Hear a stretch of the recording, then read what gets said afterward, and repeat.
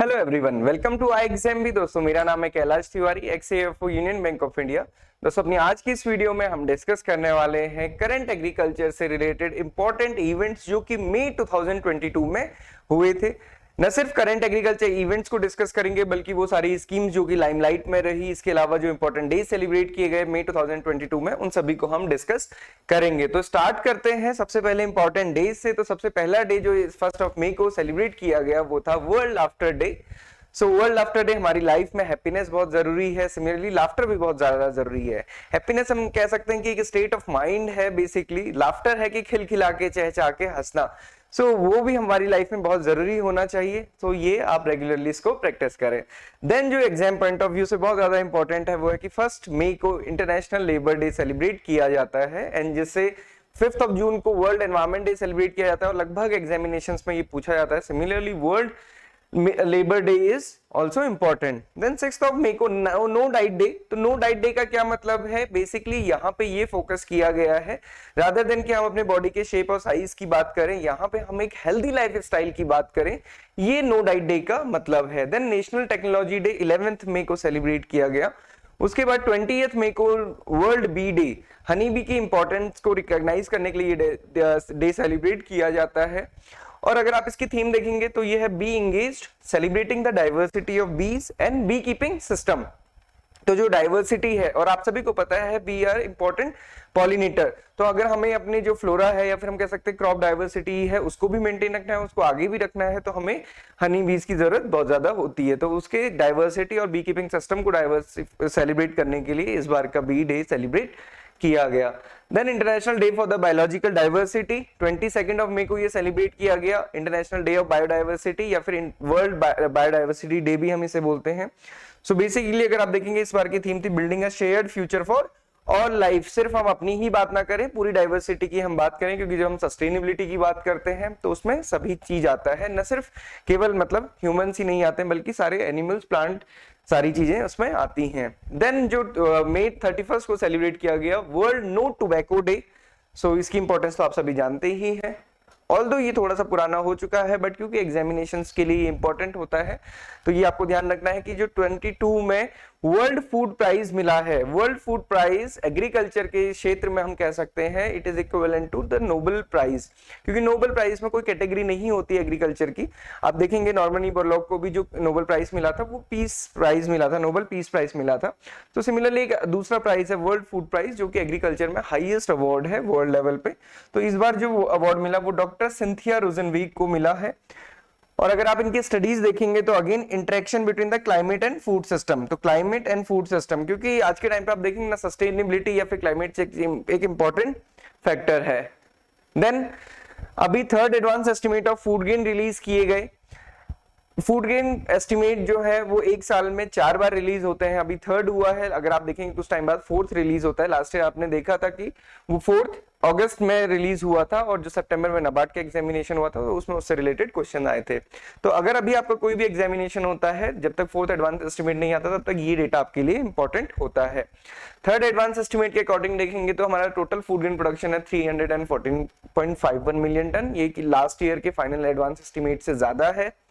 Rice का production भी ज्यादा है 129.66 मिलियन टन। व्हीट का यहाँ पे थोड़ा सा डिक्रीज हुआ है, एंड वो हमने डिस्कस भी किया था, क्योंकि हीट वेव की वजह से और मई के महीने में आपने देखा ही व्हीट एक्सपोर्ट एक बहुत बड़ा रीजन बना था, क्योंकि प्रोडक्शन भी थोड़ा सा कम हुआ, और साथ ही साथ व्हीट बैन के लिए दूसरे रीजन भी थे कि अनरेगुलेटेड मार्केट में जाने से हमारे व्हीट को हमको बचाना था। तो उसके लिए ये तो बेसिकली खैर उसका यहाँ पे इम्पैक्ट यहाँ पे देखा गया, क्योंकि जो प्रोडक्शन है वो भी कम हुआ है। फूड सिक्योरिटी और प्रोडक्शन कम होने की वजह से गवर्नमेंट ने वो व्हीट बैन वाला डिसीजन लिया था। देन 3rd एडवांस एस्टिमेट की बात करें तो pulse, oilseed and sugarcane का प्रोडक्शन आप देख सकते हैं। ये बहुत ज्यादा इंपॉर्टेंट नहीं है सारे प्रोडक्शन एस्टिमेट आपको याद करना, आपको total food gain production estimate आपको ध्यान रहना चाहिए। अगर आप ओवरऑल पिछले 5 साल के कंपेरिजन में देखेंगे तो 23.80 मिलियन टन हायर है। देन व्हीट बैन की कहानी थी जो, उसके बाद शुगर एक्सपोर्ट को रिस्ट्रिक्ट किया गया। आप देखेंगे जो इवेंट्स हुए, चेन ऑफ इवेंट्स था, अगर आप उसमें देखेंगे 4 मई को गवर्नमेंट ने ये पीआईबी में रिलीज किया था कि हम अपने एक्सपोर्ट को बढ़ाने के लिए कार्यरत है, हम उसके लिए पूरी कोशिश कर रहे हैं और हम ये चाहते हैं कि पूरे विश्व में भारत का गेहूं जाए। और उसके साथ ही साथ उन्होंने कहा था कि इसके एक्सपोर्ट पे बैन लगाने का भी कोई भी विचार नहीं है। 12 मई को अगर आप देखेंगे तो उस दिन भी 12 डिफरेंट कंट्रीज में इंडिया के डेलीगेट्स गए थे फॉर वीट एक्सपोर्ट को इंक्रीज करने के लिए। और अगर 13 मई को देखेंगे तो उस दिन ये बैन लगा दिया गया। बैन के लिए जो इंपॉर्टेंट फैक्टर था, बैन क्यों लगाया गया वीट एक्सपोर्ट पे, उसका मेन रीजन था कि एक तो कि जो हमारा वीट है वो बाहर किसी भी अनरेगुलेटेड मार्केट में ना जाए, क्योंकि इंडिया फूड सिक्योरिटी के लिए प्रतिबद्ध है। और वो प्रतिबद्धता केवल इंडिया के लिए नहीं है बल्कि जो हमारी नेबरिंग कंट्रीज हैं जहां पे हम लोग फूड सप्लाई करते हैं, फूड ग्रेन सप्लाई करते हैं, उनके लिए भी जरूरी है। तो वो देखते हुए और हीट वेव की वजह से जो प्रोडक्शन एस्टिमेट में डिक्रीज हुआ है, ये सारी चीजें देखते हुए गवर्नमेंट ने उसमें बैन लगा दिया। एक और इसका एस्पेक्ट था जो प्रधानमंत्री गरीब कल्याण योजना है, उसमें जो फूड ग्रेन प्रोवाइड किया जाता है, अगर उसको भी देखेंगे तो गवर्नमेंट का जो बफर है उसमें काफी कमी हुई है। और इस बार जो एफसीआई प्रोक्योर करता है उसमें बहुत कम परचेज हुआ है क्योंकि एक्सपोर्ट से ज्यादा प्राइस मिल रहे थे। तो गवर्नमेंट ने उसको ध्यान में रखते हुए वीट एक्सपोर्ट पे बैन लगा दिया।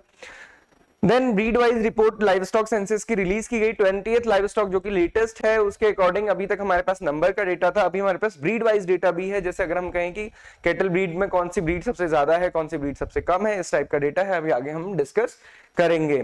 देन उसके बाद पीएम किसान, प्रधानमंत्री किसान सम्मान निधि की 11th इंस्टॉलमेंट रिलीज की गई 31 मई को शिमला से। Transfer 20,000 crore rupees for more than 10 crore beneficiaries farmer families को ये ट्रांसफर किया गया। इससे पहले जो 10th इंस्टॉलमेंट थी वो 1 जनवरी को रिलीज की गई थी। देन प्रमोटिंग किसान ड्रोन, तो किसान ड्रोन क्या है वो हम पहले पढ़ चुके हैं, हमने बजट में भी डिस्कस किया था।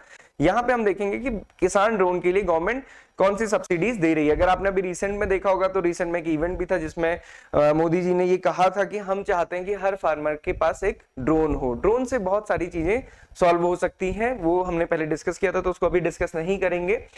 50% और मैक्सिमम 5 लाख रुपीस की सब्सिडी पर ड्रोन दी जा रही है इंडिविजुअल फार्मर को, SC ST small and marginal women and farmer of north east states के लिए, सो दैट कि वो ड्रोन को परचेज कर सकें। इसके साथ ही साथ जो बाकी बचे हुए फार्मर है, बाकी स्टेट्स के फार्मर हैं, जनरल कैटेगरी के फार्मर हैं, उनको 40% की रिबेट इसमें या financial assistance up to 4 lakh rupees दिया जा रहा है। तो ये वाला कंपोनेंट सब्सिडी का इंपॉर्टेंट है, ये आप ध्यान रखिएगा, इंडिविजुअल कंपोनेंट है। देन उसके बाद इंस्टीट्यूशंस के लिए 100% फाइनेंशियल असिस्टेंस गवर्नमेंट प्रोवाइड कर रही है for the purpose of demonstration. तो demonstration on the farmer field के लिए दिया जा रहा है to the state agriculture research university या रिसर्च इंस्टीट्यूट्स हैं जितने भी ICR के, वो सभी इसके लिए एलिजिबल हैं। देन FPOs और एग्री एंटरप्रेन्योर्स के लिए भी ये सुविधा है। FPOs के लिए भी डेमोन्स्ट्रेशन पर्पस के लिए 75% ऑफ इसमें दिया जा रहा है, बाकी इंडिविजुअल फार्मर के लिए तो ऑफ है ही। इसके अलावा जो एग्रीकल्चर ग्रेजुएट्स हैं अगर वो CHCs एस्टेब्लिश करते हैं उसके लिए देन फाइनेंशियल असिस्टेंस दिया जा रहा है 50% का at the cost of drone up to maximum 5 lakh rupees. तो ये एग्रीकल्चर ग्रेजुएट्स के लिए है अगर वो CHC स्टार्ट करते हैं। CHC क्या होता है? Custom hiring centre. तो कस्टम हायरिंग सेंटर मतलब जहां पे फार्म इंप्लीमेंट्स को रेंट पर्पस के लिए फार्मर को दिया जाता है, उस पर्पस के लिए अगर एग्रीकल्चर ग्रेजुएट्स इसको ओपन करते हैं तो उसमें भी सब्सिडी दी जाएगी। देन FPOs, क्योंकि आप आज के टाइम पे आप देखते हैं जितनी भी स्कीम है वहां पे FPO मेंशन बहुत जरूरी होता है। तो formation and promotion of 10,000 farmer producer organization, ये स्कीम गवर्नमेंट ने लॉन्च की थी 2022 में चित्रकूट उत्तर प्रदेश से। इसके लिए जो बजटरी प्रोविजन किया गया 5 साल के लिए वो 6,865 किया गया है। नाबार्ड की इंपॉर्टेंट स्कीम है, नाबार्ड इसमें मेनली वर्क कर रहा है। फोकस क्या है? 1 डिस्ट्रिक्ट 1 प्रोडक्ट। हर एक डिस्ट्रिक्ट का जो खास प्रोडक्ट है उसके लिए काम किया जाए, सारे ही प्रोडक्ट्स को एक साथ नहीं ले सकते हैं। तो स्पेशलाइजेशन रहेगा, जैसे GI टैग रहता है, similarly specialized product particular district का, तो उसके लिए बाकी सारी चीजें भी क्रिएट कर सकेंगे। देन फाइनेंशियल सपोर्ट है उसमें 18 lakh rupees for the FPOs for the 3 year, तो वो ये फाइनेंशियल सपोर्ट इसमें दिया जा रहा है। देन जो breed wise live stock census था ये रिलीज किया गया। ब्रीड वाइज उतना इंपॉर्टेंट नहीं है, कुछ चीजें आप ध्यान में रख सकते हैं, जैसे कि 184 recognized indigenous exotic cross breed है और 19 सेलेक्टेड स्पीसीज जो कि रजिस्टर्ड हैं किसमें? NBPGR में, NBPGR is for the plants. तो ये national bureau of animal genetic resources है, ये इसके लिए रिस्पॉन्सिबल है। देन यहाँ पे ये 2 पॉइंट थोड़ा सा इंपॉर्टेंट है। अगर आप देखेंगे, जैसे हम कहते हैं कि हाईएस्ट मिल्च ब्रीड मतलब जिसकी मिल्किंग कैपेसिटी सबसे ज्यादा है, तो इंडिया में ऐसी 2 ब्रीड्स हैं। एक है जो एक्सोटिक है, एक्सोटिक मतलब जो बाहर से लाई गई है, वो है हॉल्स्टीन फ्रीजन। ओके, तो होल्स्टीन फ्रीजियन सबसे ज्यादा है, जिसकी सबसे ज्यादा मिल्चिंग कैपेसिटी है, फिर मिल्किंग कैपेसिटी है। और दूसरा जो इंडिजीनियस है वो है साहिवाल। तो यहाँ पे अगर आप देखेंगे तो cross breed jersey has the highest share 49.3% as compare to 39.3% of the Holstein Friesian. तो जो क्रॉस ब्रीड्स की अगर हम बात करें तो जर्सी का शेयर ज्यादा है as compare to Holstein Friesian. बाकी इंडिजीनियस में तो गिर और मुर्रा, गिर एंड साहिवाल दोनों ही है। बफेलो के केस में मुर्रा ब्रीड की मेजॉरिटी है। सिमिलरली अगर आप बाकी देखेंगे, ये डिजिट्स आपके लिए इतना इंपॉर्टेंट नहीं है कि कितना क्या परसेंटेज है, परसेंटेज वगैरह याद नहीं रखने, जस्ट आप ये याद रख सकते हैं कि कौन सी ब्रीड किस की है। तो कभी कभी ब्रीड से डायरेक्टली क्वेश्चन पूछ लिया जाता है, जैसे अगर आप प्रीवियस ईयर क्वेश्चंस पेपर देखेंगे तो एक बार सुसेक्स ब्रीड पूछा गया था, एक बार बीकानेरिया मारवाड़ी ब्रीड पूछा गया था। तो आप यहाँ पे ये जनरली एक बार अगर रीडिंग करेंगे तो आपको ये सारी चीजें यहाँ पे समझ आ जाएंगी। हॉर्सेज एंड पोनीज में अगर आप देखेंगे तो मारवाड़ी ब्रीड, डोंकीज में स्पीति ब्रीड, कैमल में बीकानेरी ब्रीड और पोल्ट्री में देसी फाउल या फिर असील ब्रीड। तो ये जनरली इसको अगर आप एक बार रीड करते हैं तो कुछ कुछ हमें ये पता चलता है कि हाँ ये ब्रीड इस कैटेगरी में है। Then Pradhanmantri formalisation for the micro food processing industries, so basically enterprises. So ये पीएमएफएमई स्कीम है, ये ministry of food processing industries की स्कीम है, आत्मनिर्भर भारत के अंदर ये लॉन्च की गई सेंट्रली स्पॉन्सर्ड स्कीम है। बेसिकली इस स्कीम का मकसद ये है कि कोई नए एंटरप्राइजेस खोलने से ज्यादा कि जो एग्जिस्टिंग इंडिविजुअल और छोटे एंटरप्राइजेस हैं उनको फाइनेंशियली हेल्प करना, टेक्निकली हेल्प करना, साथ ही साथ बिजनेस सपोर्ट देना, सो दैट कि वो अपने बिजनेस को अपग्रेड कर पाए, उसकी कैपेसिटी को लार्ज कर पाए, उसके स्केल को बढ़ा सकें। तो ये फॉर्मलाइजेशन का इसमें मतलब है, ये आप यहाँ पे देख सकते हैं। इसका पीडीएफ क्योंकि हम आपको दे देंगे तो आप पीडीएफ में भी इसको पढ़ सकते हैं। With an outlay of ₹10,000 crore over a period of 5 year from 2021 to 2024 and 25। तो ये इंपॉर्टेंट है, कभी कभी ईयर पूछ लिया जाता है। एंड नाबार्ड के एग्जामिनेशन में आप देखेंगे तो कई बार स्कीम में इंडिविजुअल एक्रोनिम या फिर इंडिविजुअल लेटर का मीनिंग पूछ लिया जाता है। लाइक वो पूछ सकते हैं कि एफ स्टैंड फॉर, ओके, तो इस टाइप से क्वेश्चंस भी आपको ध्यान रखने हैं। देन एक मिशन अमृत सरोवर लॉन्च किया गया। हालांकि मिशन अमृत सरोवर में क्या इंपॉर्टेंट चीजें है, क्या यूनिकनेस है, ये आपको ध्यान रखनी है। मोदी जी ने 24 अप्रैल 2022 को इसको लॉन्च किया। 24 अप्रैल भी अगेन एक इंपॉर्टेंट डे है, किस चीज के लिए सेलिब्रेट किया जाता है आप हमें कमेंट बॉक्स पे बताएं। तो इसका मिशन क्या था कि rejuvenating 75 water bodies in each district of countries as a part of Azadi ka Amrit Mahotsav. तो हर एक डिस्ट्रिक्ट में 75 वाटर बॉडीज को रिजुविनेट करना है, सो दैट कि 50,000 वाटर बॉडीज हमारी बन सके।